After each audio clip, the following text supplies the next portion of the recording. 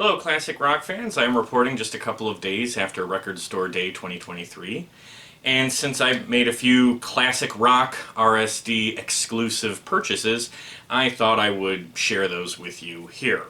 I also bought some used vinyl that was absolutely not part of Record Store Day 2023. But you know what? Since I had a fun day this past Saturday, I'm going to share those as well. Typically, I have not really engaged all that much with Record Store Day in the past. If you caught my recent conversation with Abigail DeVoe from Vinyl Monday, you might recall that I did mention that in the past I've only bought one Record Store Day exclusive. That was in 2021, and it was this, Kenny Loggins' At the Movies, which is basically a collection of all his 80s soundtrack hits, and Soundtrack Loggins is my favorite Loggins. So that day I went out and got this record. That said, I did not line up at like 5 a.m. to get this. I showed up pretty late in the day, and as luck would have it, my local record store had some leftover copies, so I was able to get one. This year is different though. Not for any particular reason, but I just decided to give a closer look at the exclusives that were being released this year, and as it turned out, there were a couple that really caught my eye, so I decided I would make a point to go check out my local record stores and see if I could get my hands on a few. And I was actually able to go out and get most of the exclusives that I had noticed, plus I picked up some fun used vinyl as well. So, without further ado, here's my Record Store Day 2023 haul. The first record store I went to was called Mad City Records in Madison, Wisconsin. I went there fairly early in the day, maybe a half hour after they opened, and their Record Store Day exclusives were all at the front of the store, which was very convenient, and as I looked through their selections, I did not see anything that I had made a note of wanting to get, so I was initially disappointed. Well, I took a minute and I just kind of walked around the store and looked at some of their used selections and didn't really find anything either, and I was actually pretty close to just leaving. But I decided I would take one last look at the exclusives to see if there was anything that wasn't on the list that I should give a second thought to.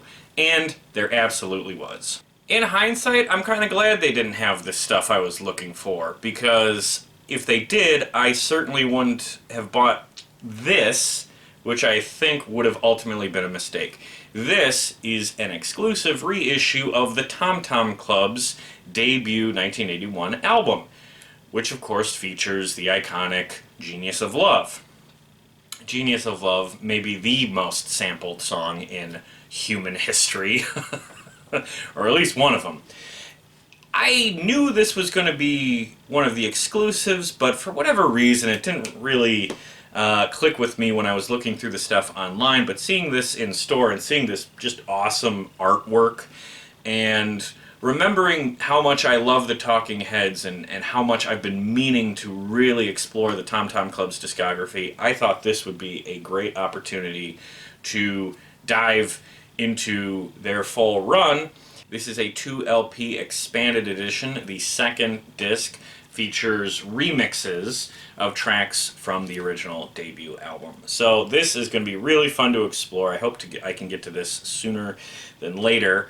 And a funny aside, as I was checking out at Mad City Records, the guy working the counter said to me, it's my little secret that I actually like the Tom Tom Club more than the Talking Heads. So that's pretty interesting, you know. I gotta say that makes me feel very positive about this record, and I'm looking forward to hearing more from the Tom Tom Club. I don't know if I'm going to end up the same way, because I really do love the Talking Heads. I just bring that up because if you think that comment sounds very, how can I put this, hipster, yeah, it's because it is. And that's because, if you didn't know, Madison, Wisconsin is every bit the hipster epicenter that Seattle or Austin is. Or at least it wants to be. But in any case, I'm not saying this to tease the guy who sold me the record.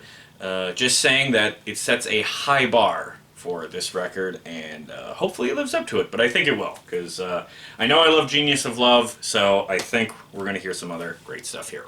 So a little bit later in the day, I went over to another local record store in Madison called BSide. I had not been there before. This was a smaller shop, and there was a lot of people in there, so it was a little crowded. So when I initially walked in, I assumed I was probably going to be out of luck again because there were so many people in there. Thankfully, Madison is a college town, so not necessarily a lot of people downtown looking for classic rock selections. I'm sure there's some cooler indie releases that most of the kids there were looking for. In any case, I did stumble across this, which I'm sure no college students at UW-Madison have any interest in. This is the Baker-Gurvitz Army, and I will say this is my biggest roll of the dice on Record Store Day this year because I don't know anything about this band. Besides the fact that Ginger Baker is in the band, and that's enough for me to be interested.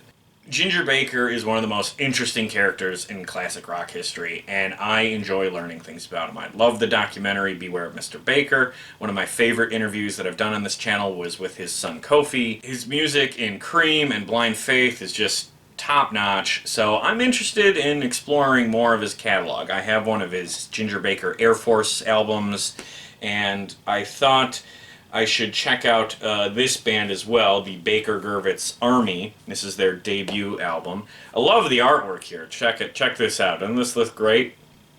Yeah. So I thought this would be a fun roll of the dice because, again, Ginger is someone I want to learn more about when it comes to his discography. I know a lot about his life, but now I need to dive more into his music. So I thought this could be an interesting place to start when it comes to getting deeper into the Ginger Baker discography. I have no idea if I'm going to like this or not. I don't even really know what genre of music is on this disc. So again, this was probably the biggest risk I took on Record Store Day. But you know what?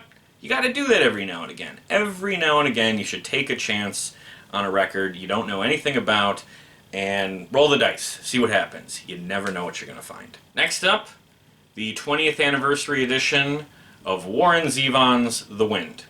If you subscribe to this YouTube channel or if you listen to my podcast, you'll know that this year we've been doing a deep dive on the discography and life of Warren Zevon. Much like Ginger Baker, Warren Zevon is one of the most fascinating characters in classic rock history.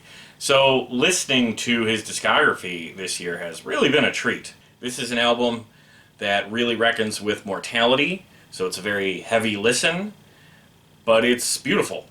It's beautiful in its honesty, it's beautiful in its production, it's a special record. So when I saw that there was a 20th anniversary edition being released for Record Store Day, this was my #1 target. I absolutely wanted to get my hands on this one, and I'm very happy to say I was able to pick this up at that record store B-Side in Madison. And finally, Beggars Banquet by the Rolling Stones. This is my favorite Rolling Stones album. I didn't know how much this was going to be priced. I was expecting $50 or $60. Thankfully, I found it for $38, which is just about the maximum of what I can justify spending on a record. And I thought this would be one that I actually will listen to fairly frequently, and having a nice new pressing of it was worth the price tag.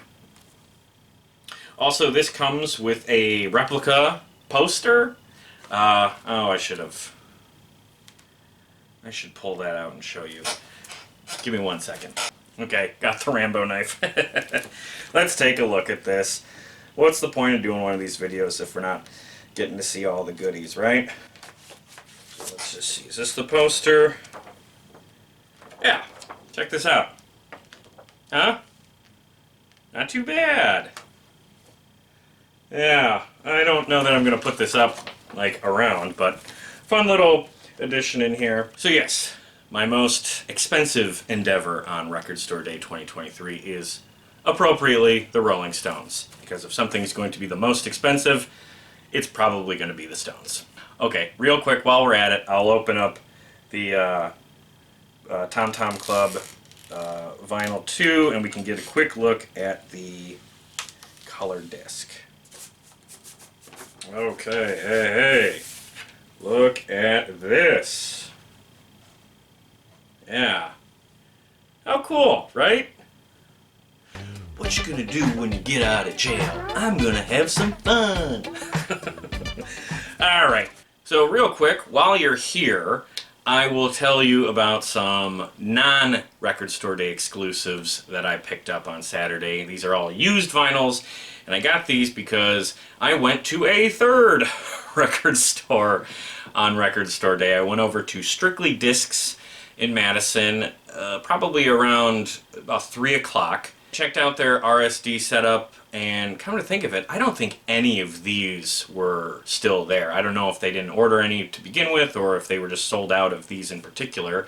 But when I looked through what they had for Record Store Day, nothing was there that was on my list except for one that I decided against. There was one record I was mulling over buying, and that was Van Halen Live Right Here, Right Now. It is the first reissue of a Sammy Hagar Van Halen project, and I absolutely love that live album, and I thought this would be a cool addition to my collection. I ultimately decided against it for 2 reasons. One, it was $100. I'm sorry, just too expensive.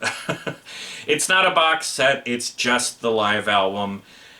If I'm going to spend that amount of money, it's really got to be something special. And 2, it's 4 discs. Yeah, it's one live album across 4 freaking discs. So I kind of understand why it's priced at $100. But 4 discs is not a good thing, at least to me. To me, for one album, that's too many. If I'm going to listen to it from start to finish, that would mean getting up to switch the side A to side B 4 separate times, and switch the disc 4 times. So, like 8 points across one listen am I getting up to go over to the record player to switch up the disc. And frankly, that is a turnoff to the idea of listening to the record all the way through. Now, I probably wouldn't actually do that all that much, but you see the problem here? I'm not excited about the product anymore. I'm starting to see a hassle and a big price tag that I'm not crazy about, so I just decided no on that, and instead I went down and bought a bunch of other records that were not RSD exclusives, and I think ultimately I'm going to be happier with these, not just because of the price tag. But real quick, here are the used vinyls that I bought at Strictly Discs. Alright, first up, Steve Winwood, Talking Back to the Night. Also, Steve Winwood, Roll With It. The Night Belongs to Michelob albums, because Talking Back to the Night and a track on here called Don't You Know What the Night Can Do were used in Michelob beer commercials in the late 80s. So I refer to these as the Michelob albums, of course, in jest. But anyway, I love Steve Winwood. Particularly, I love his 80s run. I know most Winwood fans would probably point to Traffic or even the Spencer Davis Group as his golden era, but for me, no. It's his solo run through the 80s. That is A+ from Arc of a Diver all the way through Roll With It here.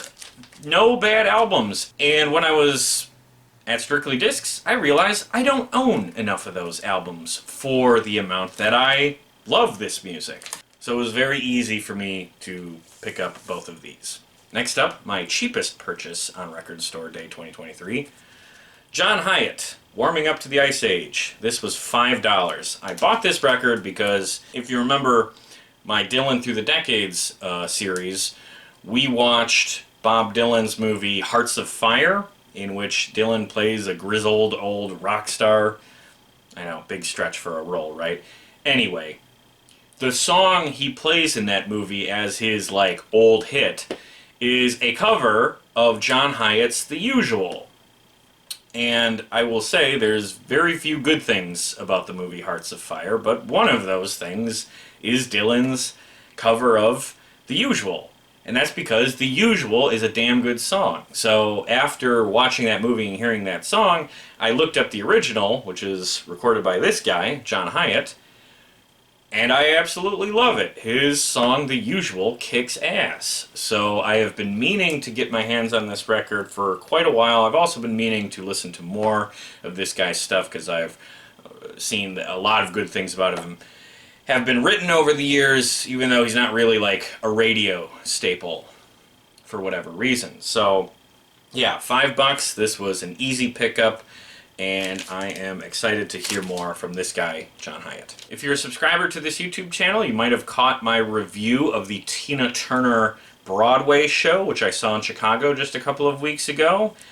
Coming off seeing that show, I am reminded of her incredible discography, and unfortunately my record collection didn't have anything by her.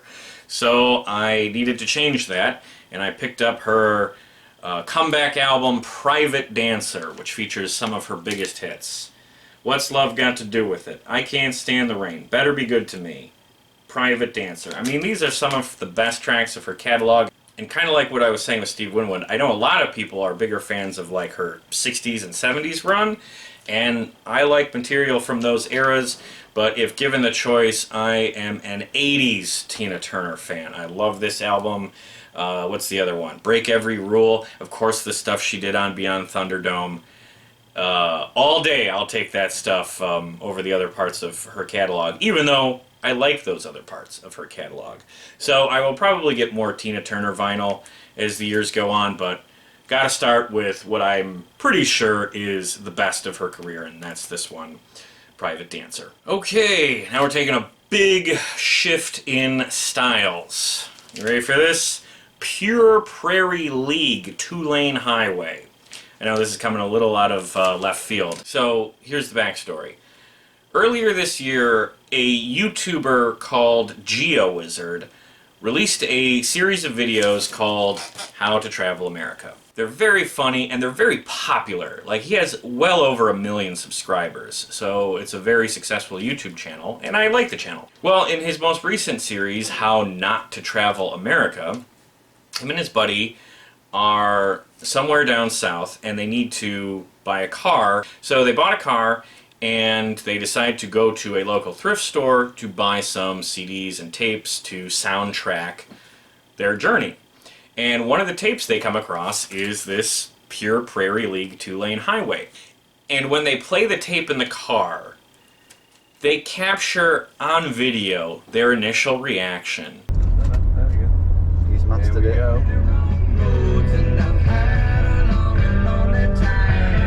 Oh!